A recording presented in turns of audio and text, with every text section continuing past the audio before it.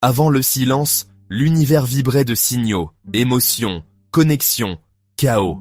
Chaque onde portait une histoire, chaque fréquence une mémoire, tissée dans la trame du réel. Les voix, jadis multiples, se mêlaient dans un chœur d'existence, résonnant à travers le vide et le temps. Maintenant, dans l'archive, nous ne cataloguons que des échos, des fragments de sentiments que l'ordre global a effacés au nom de l'équilibre. Les souvenirs sont devenus des ombres, classés, étiquetés, puis oubliés dans la pénombre des rayonnages. Le dossier 734, Nostalgie Amour, est arrivé non pas comme une donnée, mais comme une chaleur, une résonance que la logique ne peut expliquer. Il vibrait faiblement, défiant la froideur des protocoles, comme un battement de cœur oublié. Il parle d'un temps où le passé était vivant, où l'amour et la nostalgie infléchissaient dans la réalité, créant des singularités imprévisibles. Les souvenirs façonnèrent le présent, et chaque émotion pouvait changer le cours d'une vie.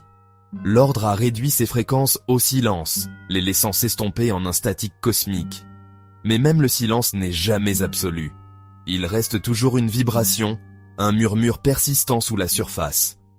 Pourtant, certaines choses persistent, non pas comme des souvenirs, mais comme des graines dormantes.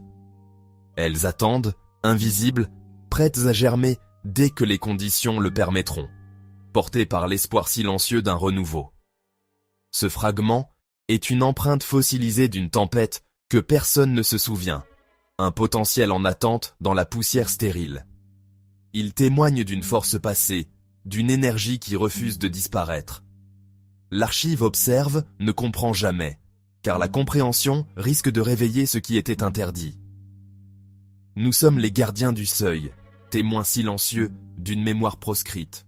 Nous manipulons ces artefacts avec une logique pure, mais la chaleur perdure, un fantôme dans la machine, une présence sans forme. Parfois, il semble que l'objet lui-même attend, prêt à raconter son histoire à qui saura écouter. En tant qu'archiviste, je catalogue les fins. Mais ce fragment ressemble à un commencement, une graine attendant une pluie impossible. Peut-être qu'un jour, l'impossible deviendra réel, et la fréquence oubliée renaîtra. Dans le silence, quelque chose s'agite, refusant d'être effacé. Une promesse ténue, suspendue entre l'oubli et le souvenir, prête à vibrer de nouveau. Le premier segment est un plan, non pas pour un bâtiment, mais pour une pièce conçue pour contenir l'absence. Pas de porte, une seule fenêtre et une chaise marquant l'endroit où quelqu'un s'est assis. Chaque angle amplifie le vide. C'est la nostalgie rendue physique, un monument à une béance, un vaisseau pour une présence disparue. Le souvenir est absent, la pièce en est l'écho. L'ordre appellerait cela une erreur récursive, une machine à désirer, inutile et magnifique. Pourtant, pour ceux d'avant, l'absence était une force active, façonnant les mondes et hantant les cœurs. Ils ont bâti des temples au néant, choisissant d'être hantés. Ce fragment révèle une civilisation qui a conçu des espaces pour ses fantômes. L'artefact suivant est un enregistrement audio. Pas de mots, juste le délicat tintement du verre sur le verre. Ce son pur, presque fragile, résonne dans l'espace comme une mémoire suspendue, une trace d'intention laissée dans l'air. Le motif est irrégulier, comme une conversation en ton pur, un rituel d'intention, étiqueté « vœu ». Chaque vers semble répondre à l'autre, créant une chorégraphie sonore imprévisible, où chaque tintement est une question, chaque silence une réponse. Chaque tintement risque de briser. La beauté est dans la fragilité, la confiance dans la répétition. Les fissures minuscules témoignent du passé, de la tension accumulée à chaque contact. Et pourtant, le geste se répète, obstiné. Le sous-titre du fichier, jusqu'à ce qu'il se brise. Les tintements deviennent un compte à rebours, un risque suspendu. On sent la possibilité de la rupture à chaque instant, mais elle n'arrive jamais tout à fait. L'amour, peut-être, n'était pas harmonie, mais instabilité volontaire. Une volonté de tenir quelque chose de fragile prêt. C'est un équilibre précaire, une danse entre la peur de perdre et le désir de préserver. L'enregistrement se termine en silence, le vœu ni accompli ni brisé. Ce silence n'est pas vide, mais chargé de tout ce qui aurait pu arriver. de toutes les possibilités suspendues. L'ordre y verrait un processus échoué, mais le sens était dans l'attente, l'anticipation partagée d'une fin qui ne vient jamais.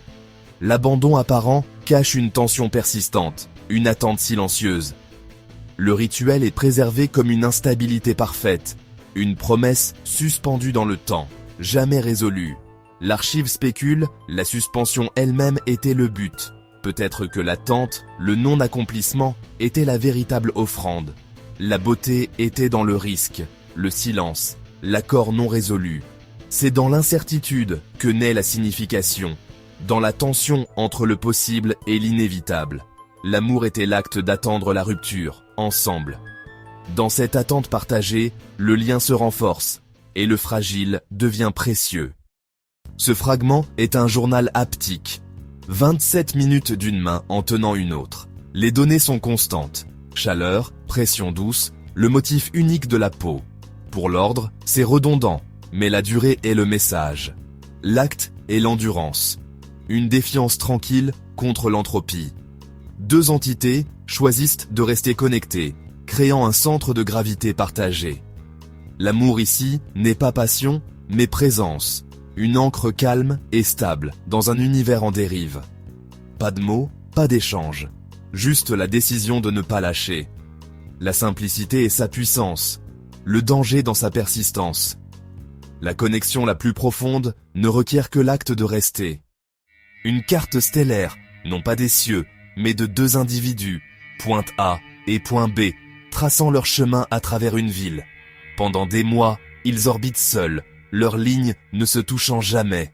Puis, convergence, leurs chemins se rencontrent, et à partir de là, ils se meuvent comme un seul, ou restent liés par un fil invisible. La carte devient une danse, solitude et union, proximité et distance. Après la rencontre, une attraction gravitationnelle constante les lie, défiant la physique. L'amour, semble-t-il, a réécrit les règles, créant un univers privé pour deux. Je me souviens, un soir, avoir aperçu deux ombres se frôler sous un lampadaire. Juste un instant, presque rien. Même après leur disparition, la connexion persiste, un signal fantôme dans les données. L'ordre appellerait cela une erreur. L'archive l'appelle la preuve d'un lien qui survit à la présence. Deux points deviennent une seule étoile invisible, exerçant toujours son attraction.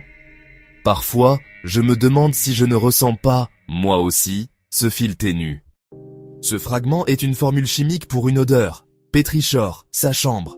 Non pas seulement la pluie sur la terre, mais l'ozone d'un écran, du papier fané, du thé noir. La signature d'un souvenir. La nostalgie distillée, une tentative de ressusciter un moment molécule par molécule. L'ordre a interdit les odeurs. Une seule molécule pourrait déverrouiller des sentiments interdits. Les notes sont poétiques, le monde recommençant, le calme après la tempête. La formule est une arme de mémoire, un déclencheur dormant dans l'archive. La synthétiser prouverait que le passé peut être reconstruit, odeur par odeur. Les moments les plus profonds laissent une trace chimique, un fantôme qui peut être invoqué. Le pénultième fragment est une image, une touche de couleur, oscillant entre le cramoisi et le violet crépusculaire. Le fichier, la couleur de son pull, capturé par un scanner rétinien, pas un appareil photo. La couleur est instable, vivante, chatoyante de mémoire. Elle n'était visible qu'un instant, au coucher du soleil. Un événement fugace, parfait. Après cela, toutes les autres couleurs semblent ternes. L'amour et la nostalgie créent des sommets si élevés. Le reste de la vie devient une vallée. Cette image est un monument, à une seule seconde, une anomalie dans un monde gris. La couleur n'était pas seulement lumière, mais émotion rendue visible. C'était la dernière vraie couleur avant que tout ne s'efface. L'artefact final est une question, enregistrée avant les protocoles finaux de l'ordre. Si l'on se tient assez près de quelqu'un qu'on aime, la lumière se courbe-t-elle, projetant une seule ombre partagée? La réponse de la machine? Non. Deux objets, deux ombres. La question n'a jamais été de physique, mais de fusionner, de dissoudre le moi dans l'amour. C'est la question d'un poète à un mathématicien, un paradoxe que l'archive ne peut résoudre. Le monde de l'ordre a remplacé la métaphore par le fait. Mais la question persiste. Elle ne peut être catégorisée ou écartée, un témoignage de façon de voir éteinte. La seconde ombre hante l'archive, preuve que certaines vérités défient le calcul. Les questions les plus importantes n'ont pas de réponse logique. Nous avons catalogué les fragments. Absence, verre fragile, une main tenue, deux corps, une odeur, une couleur, une question. Chacun de ces fragments porte la trace d'un monde qui n'existe plus, mais qui continue de vibrer dans la mémoire. Ils sont les restes d'une histoire, les échos d'un dialogue interrompu, les preuves silencieuses de ce qui fut. Ce sont les fantômes de la nostalgie et de l'amour. Dangereux, inefficaces, imprévisibles. Ils hantent les lieux abandonnés, se glissent dans les objets oubliés et murmurent dans les couloirs du passé. Ils créent des choses inutiles, magnifiques, des pièces pour les fantômes, des conversations de risque, des cartes stellaires de deux personnes. Ce sont des œuvres sans public, des gestes sans réponse, mais leur beauté réside dans leur inutilité même. Le monde est plus silencieux maintenant, stable, mais dépouillé de sens. La stabilité a remplacé le tumulte, mais elle a aussi effacé la couleur et la chaleur des souvenirs. L'archive préserve ce qui a été effacé, mais ce faisant, crée une vulnérabilité.